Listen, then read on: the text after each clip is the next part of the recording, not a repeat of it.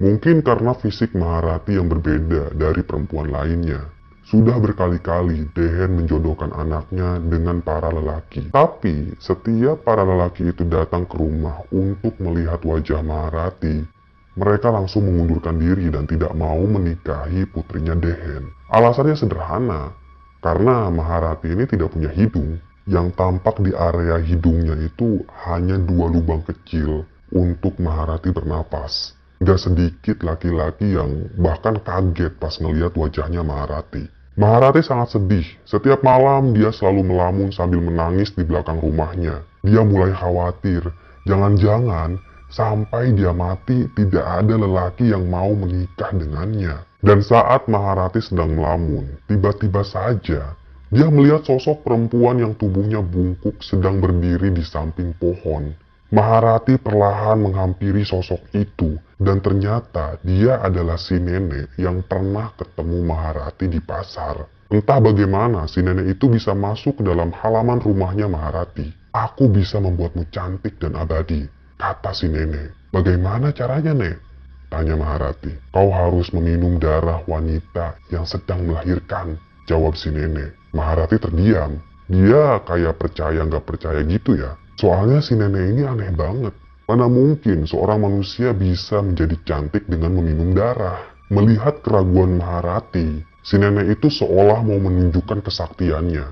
Dia pun berubah wujud menjadi sosok wanita muda dan cantik. Lalu dia tersenyum pada Maharati. Maharati langsung terkagum-kagum dengan kesaktian si nenek. "Benarkah apa yang kau katakan itu?" tanya Maharati. Perlahan dia mulai percaya pada perkataan si wanita itu. "Tentu saja, kamu bisa cantik sepertiku," kata si wanita. Maharati tidak menyadari kalau yang sedang ia ajak bicara itu adalah demit yang akan menyesatkannya. Beberapa hari kemudian, hidup Maharati tidak tenang. Setiap malam dalam tidurnya, dia selalu didatangi si nenek itu.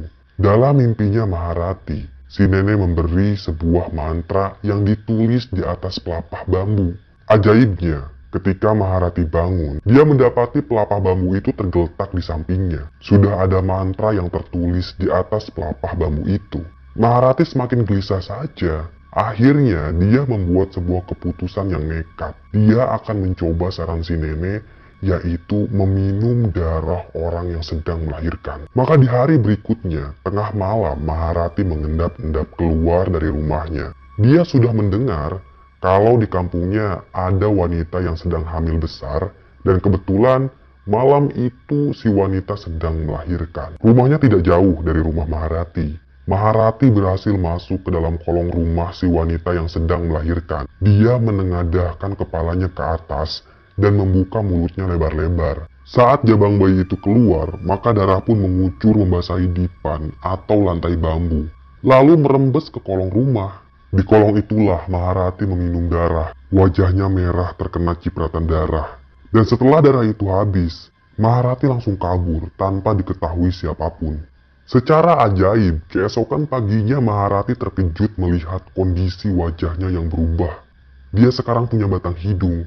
Wajahnya juga tampak lebih cerah dan lebih cantik. Dengan gembira, Maharati menunjukkan batang hidung barunya itu pada keluarganya. Semua keluarga Maharati heran, bagaimana hidung itu bisa tumbuh di wajah Maharati. Sekarang wanita itu bisa keliling desa tanpa harus menutupi wajahnya dengan kain hitam. Para lelaki pun mulai tertarik dengan kecantikan Maharati. Namun, sekarang dia jual mahal dan tidak langsung menerima pinangan para lelaki itu. 1 bulan pun berlalu.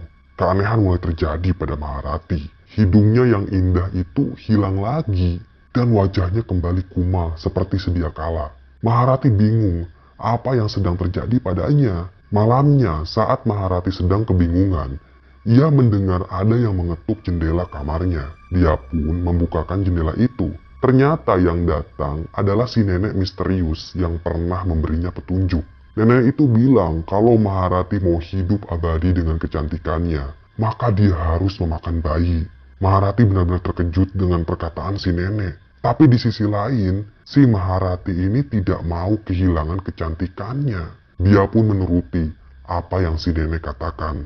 Maharati benar-benar sudah gelap hati. Wanita itu pun langsung mencari korban pertamanya di desa. Maharati mendatangi rumah yang penghuninya baru saja melahirkan beberapa hari lalu. Ia masuk ke dalam rumah itu melalui jendela kamar. Kebetulan, bayi di kamar sedang sendirian, sedangkan ibunya lagi di dapur. Maharati langsung menculik bayi itu dan membawanya ke hutan. Dan dengan keji, Maharati membunuh jabang bayi, lalu memakannya mentah-mentah. 1 hari setelah memakan bayi, hidung Maharati pun kembali tumbuh. Wajahnya juga berseri-seri, tambah cantiklah. Belum ada warga yang mengetahui aksi kejinya itu. Warga mulai cemas, karena beberapa bulan ini sudah ada 4 bayi yang hilang di desa mereka. Atas dasar itulah mereka ingin menjebak si penculik bayi.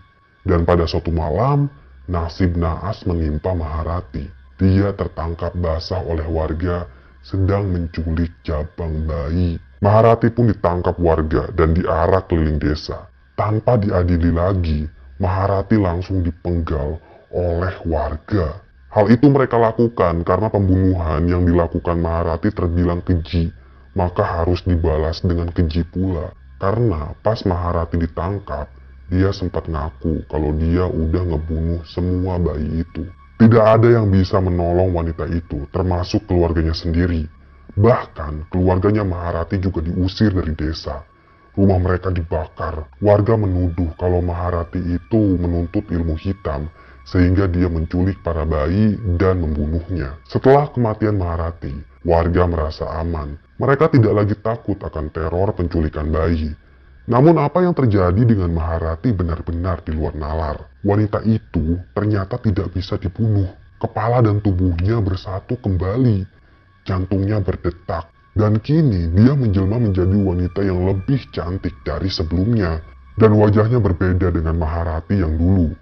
Tapi ada garis luka di lehernya.